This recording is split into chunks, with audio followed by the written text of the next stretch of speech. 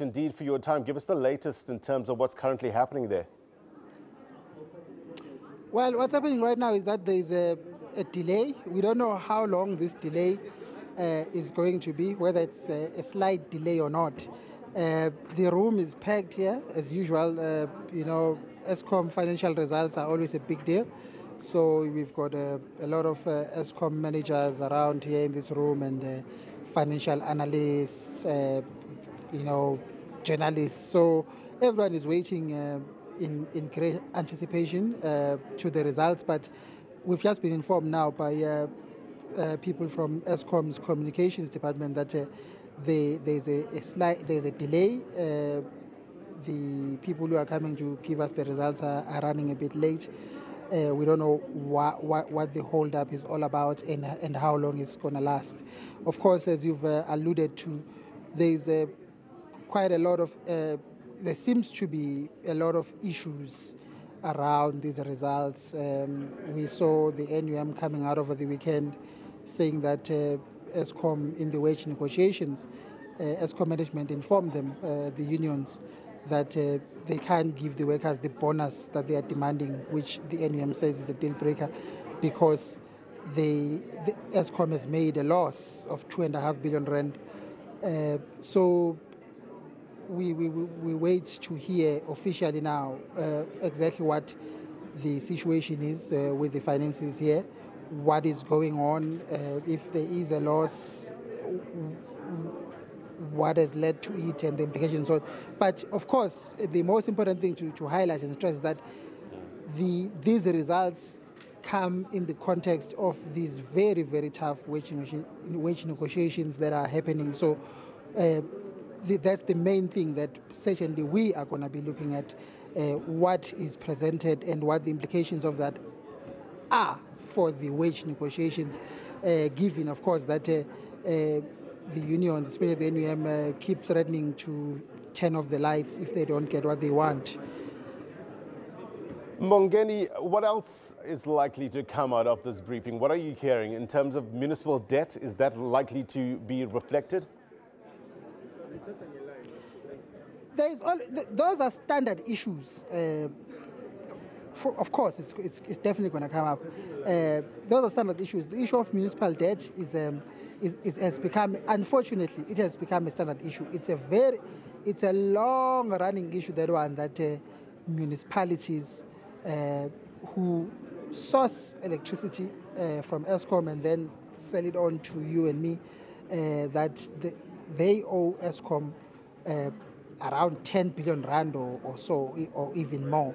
And, there have been all kinds of attempts to clear this debt, to get the municipalities to pay this, threats of switching them off, and not just threats. In some cases, we've seen Eskom saying, no, now we've switched off this municipality and that municipality, mainly your far-flung, outlying rural municipalities, really. So it's a big problem for Eskom. And of course, lately now there's issues of corruption and all those kind of things. There was an issue about 2 billion rand that was paid to Trillian and McKinsey, and Eskom has been pursuing them, wanting that money back. So there's a lot of issues around Eskom finances. But we're going to hear. There's new management here now. They have to tell us what the situation is and what they are doing about it. Because I don't think it's going to be enough to keep harping on the legacy issues or those. We need to know what exactly are they doing to straighten things out and sort things out and get things back on the straight and narrow here. Phakamani Hadebe is seemingly making some big changes. Do we know what these new changes are? Well, of course, this new management that we have here now, the board and Mr. Hadebe, they came in like cowboys here. They came in with their guns blazing, They were appointed over a weekend, and by Monday they'd already fired quite a few guys, the executives. So within a week, I think they'd got rid of about 5.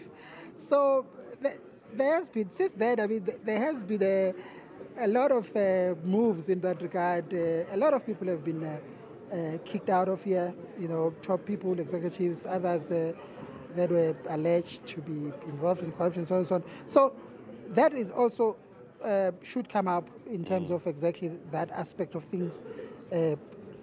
They call it cleaning up or something like that. So we should get an update around that as well. Okay, so who is out lately, or who they are gunning for lately, and what's going on with that. Mongeni, what are you hearing on the ground from stakeholders, from analysts? Are the efforts to turn around the organization likely to bear fruit? Well, now that is really in the realm of speculation. There's a lot of issues around parastatals and so on. Actually, now that I'm talking to you, I see now the bigwigs have walked in. Jabu Mabuza, the chairperson, has just walked in. The Minister of Public Enterprises, Pravin Gordhan, has just walked in. He's wearing a black suit and a red tie. Of course, he's in the news right now because apparently there was a statement from the EFF yesterday or 2 days ago where they lambasted him, accusing him of interference in parastatals, the boards, usurping their powers. They even accused him of racism and those kind of things. So that is also likely to come up here. Either they're going to address it, or maybe a question is going to come with regards to that. So it's quite a lot of issues around Eskom as usual. So, but yeah, they've walked in. Mr. Paraman Hedebe is here as well now. But they are still, standing around chatting. Mr. Gordhan and Mr. Mabuza are having a word there, smiling at the corner there. So we are about to get underway. The spokesperson, Kulu, who normally chairs these things, is moving towards the podium now as well. So I think, so we can stop speculating, and now we're going to get the real deal. So it's about to start now. Okay, should we stay with you, Mongeni, or should we leave you? Are they still standing around there? Yeah, I know that they are still standing around. They are still standing around. Mr. Kadebe is also now moving. He's just walked over to Mr. Mabuza and Mr. Gordhan. They were shaking hands, and there seemed to be a lot of smiles among them. So, basically, yeah. Mongeni Mutwa, thank you very much indeed. We'll come back to you as soon as that hearing started, that press briefing starts there in Megawatt Park with regards to the release of these financial results at Eskom.